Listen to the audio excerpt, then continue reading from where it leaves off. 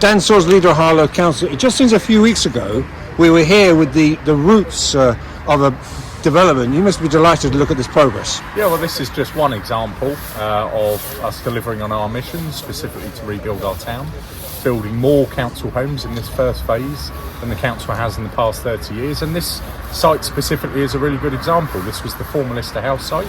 Under a previous Labour administration, it stood vacant for a number of years. They spent over £1 million on this site to deliver nothing.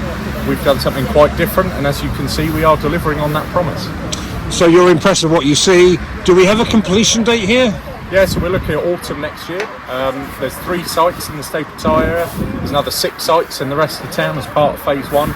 All of those are on track to be delivered by next Christmas.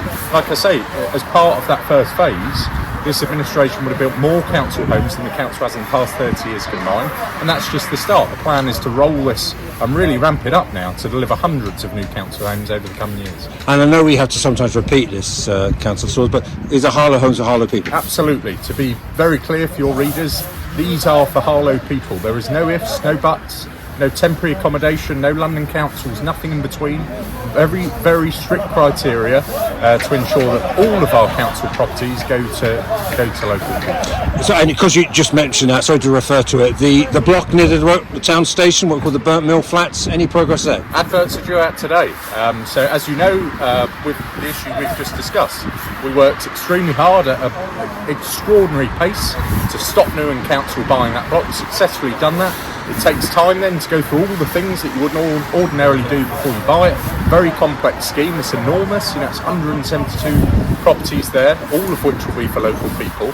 But like I say, adverts are due out today, and we expect people to be moving in the coming weeks. And finally, you must be pleased that you've gone from planning to preparation to actually seeing things now being delivered. People are all these stages. You have to go through these stages, but when you go into town centre or here, you must be pleased. Yeah, I think the people of Harlow have been let down for decades with politicians promising to rebuild the town centre, to regenerate the town, and that hasn't materialised. And what people should take great heart in, as they can see here, as they can see in the town centre, as they can see across the town, and I understand the frustrations about traffic and other things in between, but what we are doing is delivering on that promise. I set out, the Harlow Conservatives set out a promise to residents in the local elections in May. If you re-elect us, we will rebuild this town, and this is proof that we're delivering on that.